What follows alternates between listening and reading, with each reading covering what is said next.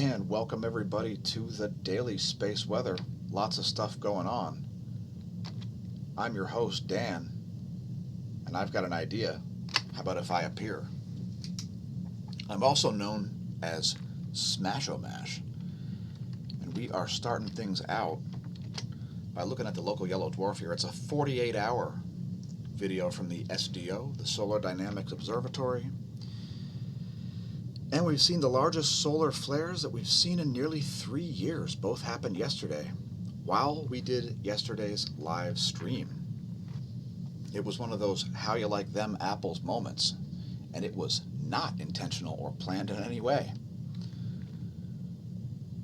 This is the 304 angstroms view, one of the ionized states of helium, the UV emission spectra of said ionized state. And you've got a great view there in 304 angstroms of all the filamentary activity associated with those magnetic fields and that sunspot. And we're quite sure it is a sunspot. And by the way, don't take corticosteroids. Unless you need to, then of course do. And now we're looking at the intensity gram here because we want to see if we can see any umbrae. And this looks like a dark umbra already. So it looks like the trailing portion of that magnetic group there is a sunspot. And sometimes you can't see them when they're that far from being fully risen. And by the way, we are streaming this live once again, so if you haven't been viewing us on Twitch, perhaps you should start. And here are the fields. So we're going to zoom in on that area there. And I would say that it's probably this North Pole field here that we're seeing the dark spot from. It could only be one sunspot, folks. We don't necessarily need to have a sunspot to see X-ray flares. And we don't need sunspots for coronal mass ejections either. And we will talk about photons versus protons and magnetic flux ropes and X-rays. By the way, save the date for the solstice, the exact moment that it happens on June 20th. Make sure you join us for the Solstice Stream 2020. And thanks, Smash Team. Everybody who's been sharing, signing up at smashomash.com/forums, etc. We appreciate that.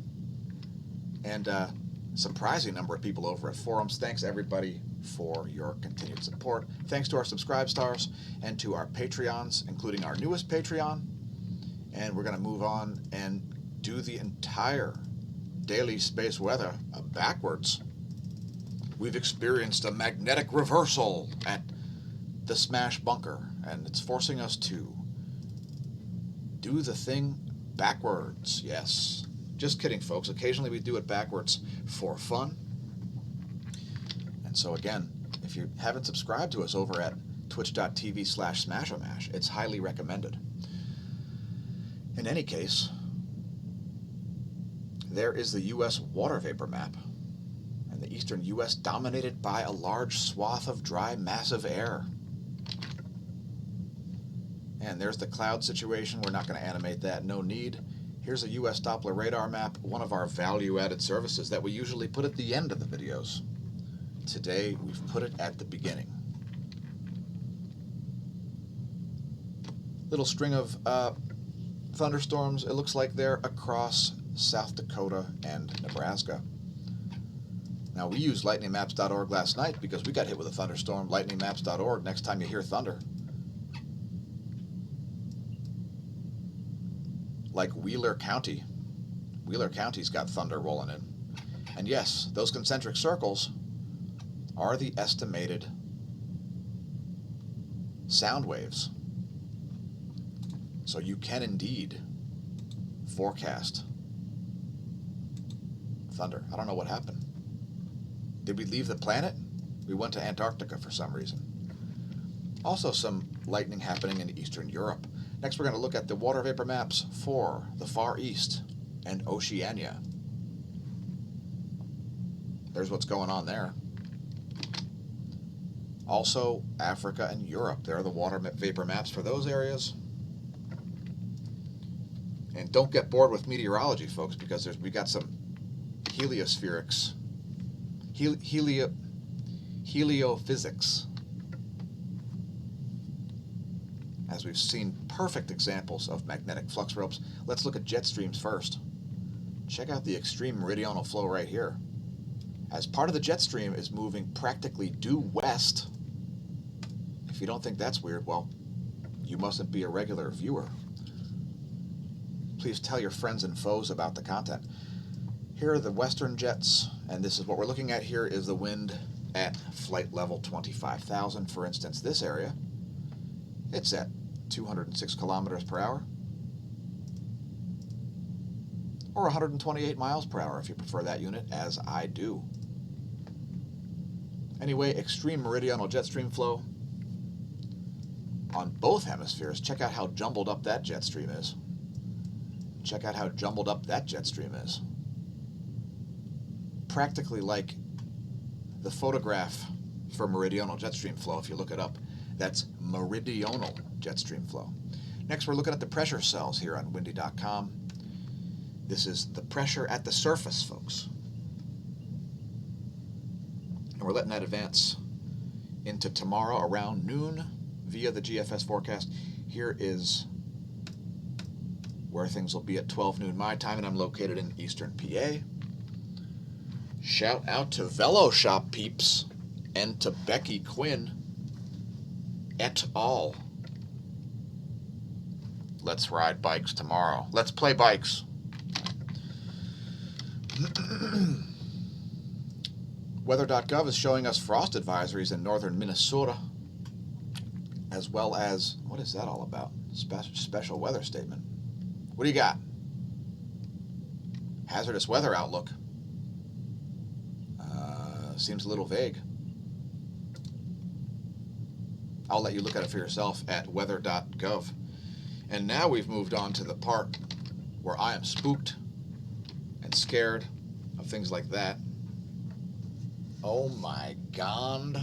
It's so scary. It's enough. Wait. Yep, sure enough, that thing's hanging above my head. You son of... Don't let it scare you so much that you decide to burn your town down, folks. Just do one of these. And maybe you'll be less spooked and scared. One of the things you may want to do when you've locked yourself in a bunker, as I have, is to watch Rag Reynolds. He's pretty hilarious. He's got some very, very serious stuff too, such as, is the world real? Let's play a clip. You don't know, you damn well should know. So yeah, Rag is going to get real serious here about whether the world's real or not. Let's play a clip. In theory, or something maybe to do with numerous other dimensions and multiverses and dimensions and multiverses. So anyway, yeah, check out Rag Reynolds. I believe he's from New Zealand. Another thing you may want to do is read SciTech Daily. That seems like a good idea, no? Anyway, SciTech Daily picked up a story about how the sun has released the largest X-ray flares, solar flares, the most powerful ones, in nearly 3 years. Just yesterday. Just as we did our live stream, in fact, as I did show prep, the first M-class flare happened, and just after we finished viewing our live premiere, the second M-class flare happened. Cheers. Cheers to everybody who noticed that. Please leave a comment if you think it's luck, divine providence, a combination of the two. Another thing you may want to do is read health stories, right? Improve your health if you're locked inside because of a scary, scary, spooky disease that's so scary and spooky that you want to go on group bike rides and get coughed on purpose. Perhaps read about breathing through your nose. Were you aware of the miracle gas, nitrogen oxide? Well, chemical reactions happen when you breathe through your nose. And even on exhalation, you produce chemicals in your nose that increase the oxygen content of your blood supply. Yes, yes. Breathing through your nose increases your blood oxygen levels. And it can be up to 10 to 15%. So perhaps consider reading this article on breathology. And if you're wondering who it's by Stig Severinsen, the founder of breathology, PhD in medicine, and four times free diving world champion. He's more cleanly shaven than I could hope to be on my best day. Another thing you may want to do when you're locked inside is lock yourself in a basement with Johnny Depp and play the guitar, or perhaps read a sharticle, or perhaps check out our playlists at youtube.com. Another thing you may want to do is watch the 1964 American psychological thriller Hush, Hush, Sweet Charlotte, where people are murdered and gaslighted, and it seems like quite a mess. I think we may have to rent this one today. The classic 1984 thriller, Hush, Hush, Sweet Charlotte. Perhaps let us know if you've seen that one, what you think of it. I haven't seen it since the 1980s, probably. Were you aware that big tech companies cannot instantly change algorithms, and they can't ever hide from the fact that algorithms are written by people for a reason?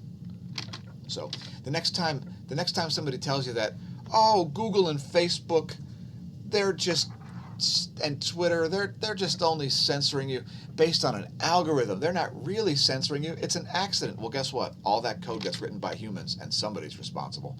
So perhaps follow Entropy Busters, whether it's on Instagram or on Facebook. We're in both of those places. There's also facebook.com/smAsho if you'd like to check that out. It's got all the daily content, if that's where you prefer to do your social media. Now, next we're going to talk about using homemade chili powder sprays as insecticide. Yes, there are many ways to protect your garden from pests, including everything from squirrels and bunnies and deer. See, when they sniff around and they get cayenne pepper on their face, it tends to give them the sniffles, and it reminds them to stay away from your whatever you're growing in your garden, right? One of the ways you can do it is make a delicious, delicious sounding insecticide, which I would eat anytime, consisting of chili powder and of garlic and onion. Yes, because insects don't like plants with a strong odor or taste. So maybe check that out. It's something we're looking into. Also, diatomaceous earth works as an insecticide, and we're going to have to be doing some mods for any outdoor gardening ourselves, as we've been getting decimated by who knows what. I may have to even put up a game cam. I'm not sure. You may want to follow us on Twitter, where I tweet things like this: words not to use because they're non-existent, like nuclear. Have you ever heard anybody say nuclear? Well, I've got something to say about that. I think Richard Nixon coined the term by accident when he mispronounced the word nuclear in a State of the Union address. This has caused a large percentage of mankind to say nuclear instead of nuclear. Just to clarify that, nuclear is not a thing, because nuclear means of or pertaining to a nucleus. I mean a nucleus. See what happened there? Nuclear, not a word. Nuclear. Also, reverse racism is a term you shouldn't use because that's not a thing. It's a term made up by people who don't understand racism because there is no such thing as reverse racism. There's just racism. So stop failing at mental gymnastics. Next time somebody says, that's a semantic argument, that would be because all arguments are semantic argument, since words have meanings. Just like hot liquid magma has meaning. And so if you use a word that isn't a word, you sound like a turd. I've survived a global pandemic so far. Have you? Are you ready for us to make the 3C405 t-shirts featuring massive radio galaxy Cygnus A? Or perhaps we'll have to make this one first. Or maybe we'll make both at the same time, I'm not sure. But in any case, look for some merch coming soon. It should be pretty amusing. It's going to look like this. That's what the shirt's going to look like. It'll be on a black shirt, possibly on a Starfield background. Not fully decided on that one yet. Look at all the new users. We're over 700 users at smashamash.com/forum. We've got cosmology, earth and geophysics, general science, the sun, free for all, and one just for new users. Also, our links to our social media are up there, some of them. We're also on BitChute, thanks to our new subs over there, etc. And look for more exclusive content coming soon. Please press like and subscribe in all of those places. Join us on whatever social media we're on, which is a ton of them, including Minds and Gab, and let's look at volcanoes. Klutrovskoy is still erupting, exploding. 23,000 foot ash plume there. Flight level 10,000 at Abico. Mount Aso, flight level 5,000 there. Semaru, flight level 14,000 there as it explodes. Tucano exploding, also flight level 7,000 there, and that's 7,000 feet above sea level. Popocatépetl exploding down there in Mexico. As explosive activity continues, and it produces a flight level of 20,000. Please don't fly your hang glider over Popocatépetl. Nobody hang glides at 20,000 feet. Sangay, volcanic ash, not seen in satellite. And continuous smAsho mashins from Sabancaya, probably a bunch of hot liquid magma producing explosive activity. And a 24,000-foot flight level down there in Buenos Aires, near Buenos Aires, in Peru. Don't attempt to pole vault the caldera. And again, take a moment to press like and subscribe if you haven't already done so. You never know what we'll do. We almost went live to YouTube today.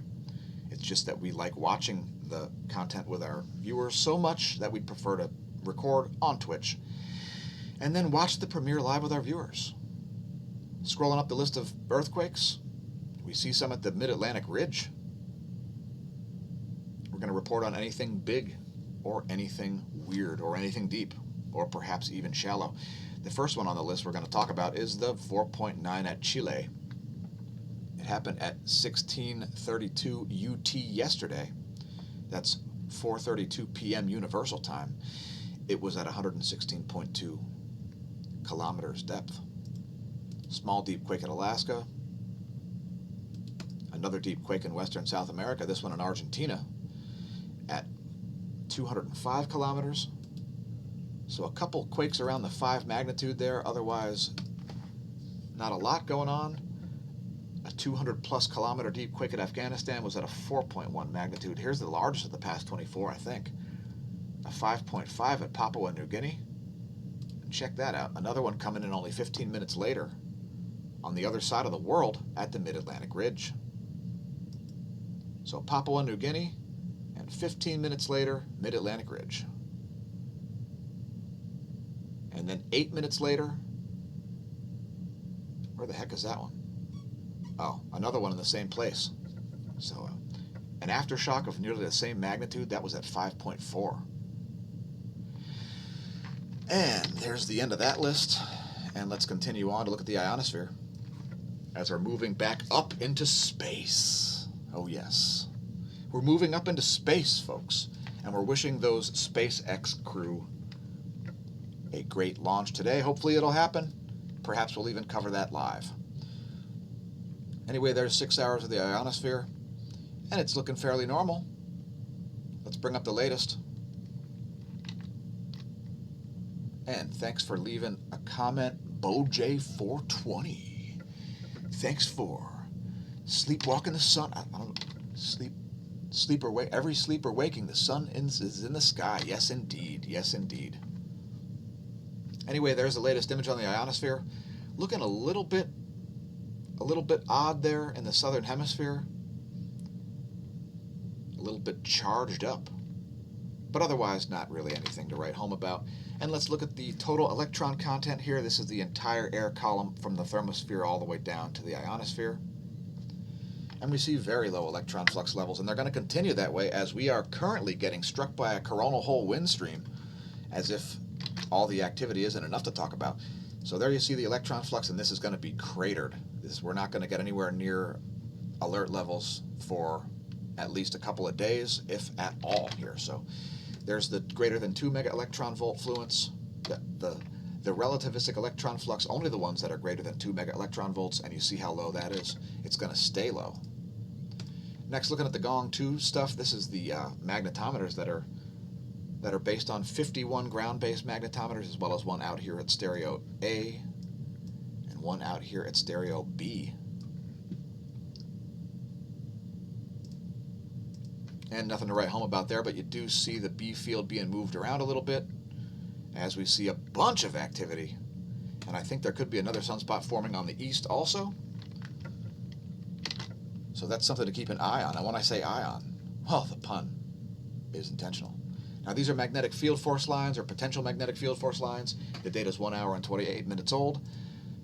The magnetic environment can change with absolutely no warning.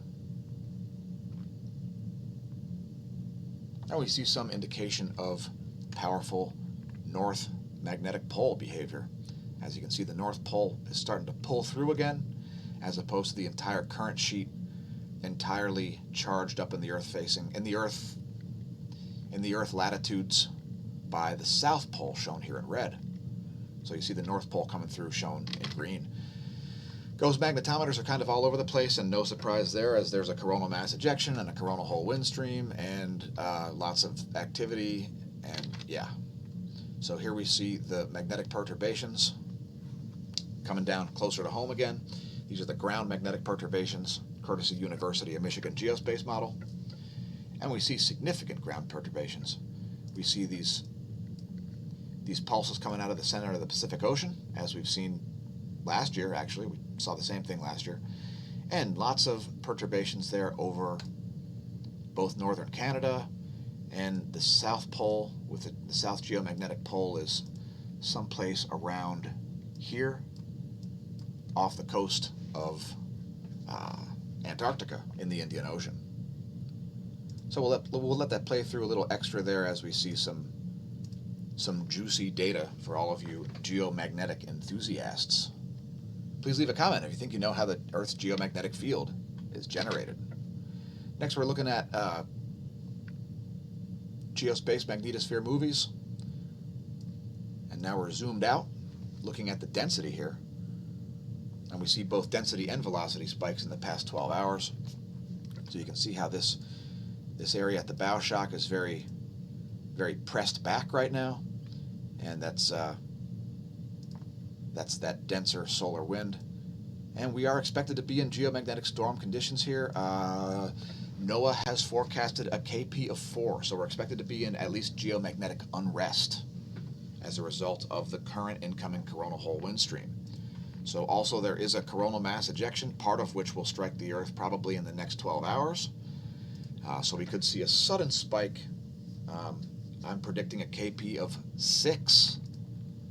So going a little bit over what NOAA's saying here, because there are a lot of different factors to consider, including the reduced electron flux. And I'm letting the pressure play through a second time here, as we've got multiple double layers have formed, and there's some abnormalities in the equatorial plane view, as you can probably see, as we approach Northern Hemisphere summertime. By the way, we picked up a story about a fast radio burst yesterday that was covered in, I believe it was phys.org.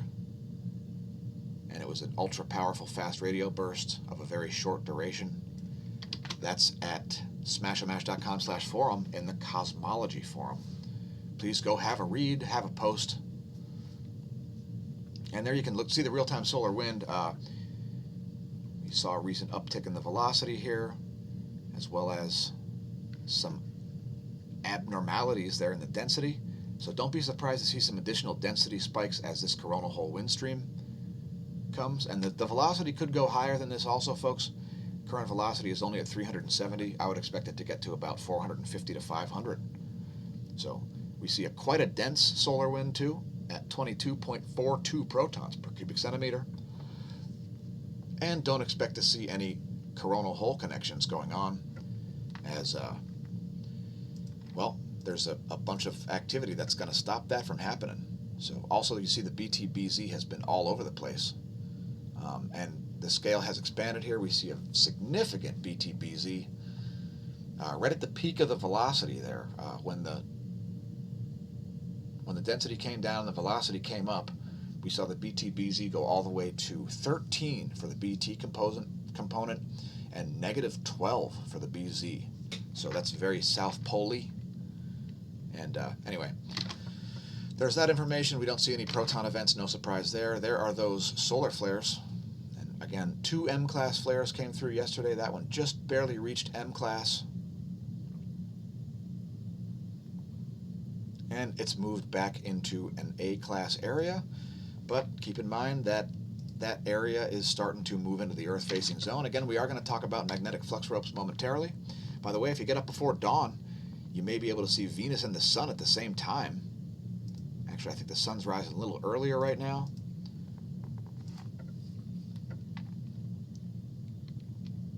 but that cosmic pileup is continuing as we've got Jupiter and Saturn and Mars all up there in the sky at once. So if you get up before dawn, you should be able to see those. It's a bright time for the ecliptic. Here's where stuff is in the solar system as Venus moves into the C3.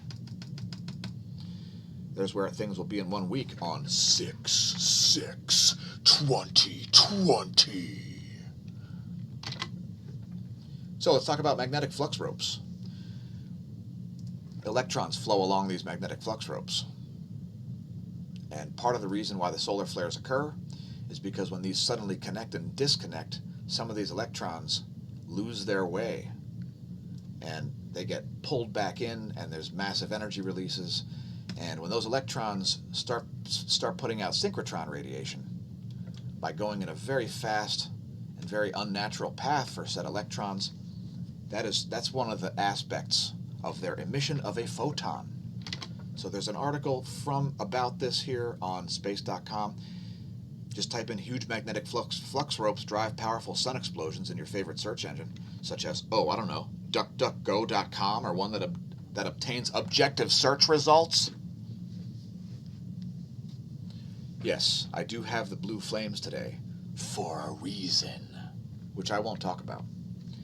But anyway, the point is, these electrons have to make quite the trip, and it's very unnatural for them to flow like this in these field-aligned currents. And when you get electrons doing that, they have a tendency to suddenly lose an energy state and emit a photon. And that is part of what happens to create an X-ray flux. Again, save the date for the solstice, because at the exact moment of the solstice, we will be streaming, probably in 3 locations. I'm expecting to be on Facebook, live streaming on Facebook, live streaming on Twitch, and live streaming on YouTube, all at the same time. Possibly with 3 separate devices. We're not sure yet, but the sky's the limit. And there ends your cosmology segment. 10.7 centimeter radial flux is still at 70. And don't be surprised to see this go up significantly in the next couple of days. That would be my guess. So we're already at a KP of 3. And again, my forecast is a KP of 6 at some point throughout the next 24 hours. Next, we're looking at the custom helioviewer movies, which we usually do first, or near first. And what we're looking at here is a 1-day view of the fields associated with that likely sunspot. So if you look right here at the very end, you'll see those fields rise up. There you can see them just rising up. The whole system is kind of shaped like a W right now. So, I mean, perhaps RZA from the Wu-Tang Clan has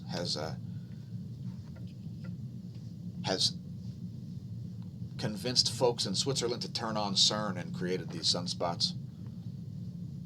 Just kidding, folks. That's nonsense. Now, there could be a sunspot forming down here also. So that's another place to keep an eye on throughout the day.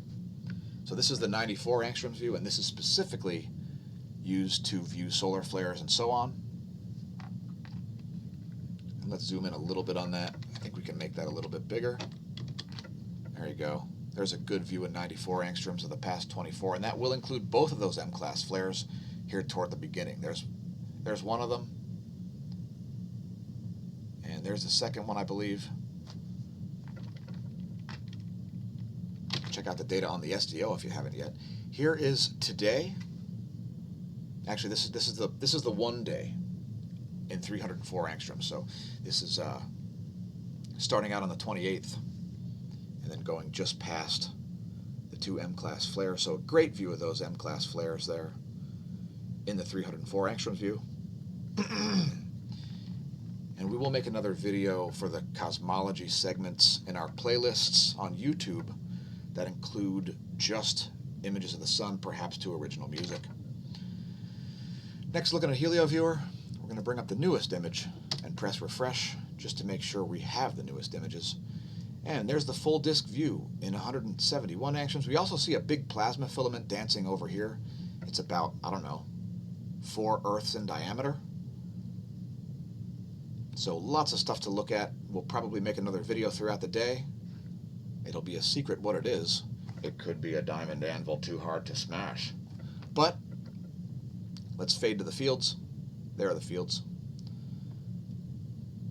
So cycle 25 behavior not surprisingly kicking in big time,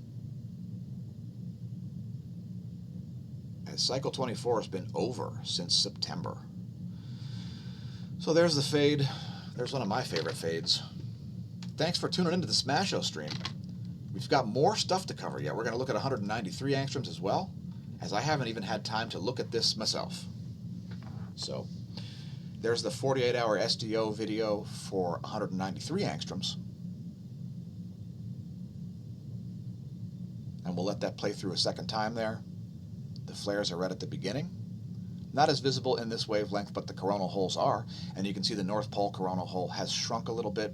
There's a whole bunch of plasma over the western portion of it. And the South Pole coronal hole shrunk a little bit. There's some plasma on the eastern portion of that. So significantly more activity than we've been seeing, and for that, we thank you. Next, we're looking at the LASCO C2, and those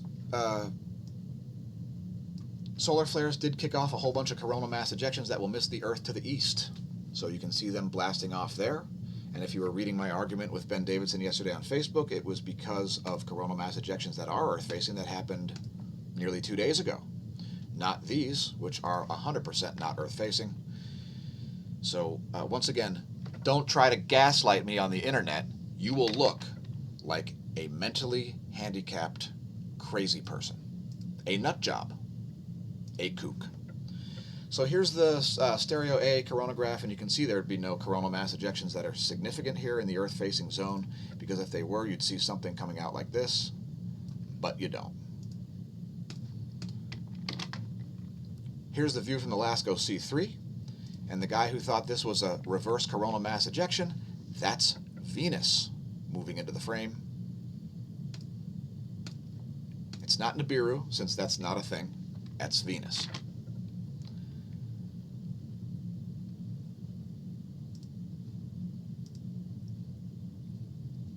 Oh no, not this again. Man, oh man. This thing is so hard on me. Let's try again. This live stream is over. Survey said. I hate you, Family Feud board. Last but not least, here is a view in 171 angstroms. It's a one-day video from HelioViewer. And check it out. Good stuff there. Solar flares. And when we say photons versus protons, we're talking about hydrogen nuclei when we're talking about protons. That's what the solar wind is made out of. Protons, like particles, rather heavy things. A proton and a neutron flying through space with no electron, looking very hard for electrons. What is a photon? A photon is light. It could be radio waves, it could be X-rays, gamma rays, visible light. Photons versus protons, know the difference. A solar flare is an emission of photons. Photons travel at light speed. A coronal mass ejection is an emission of protons.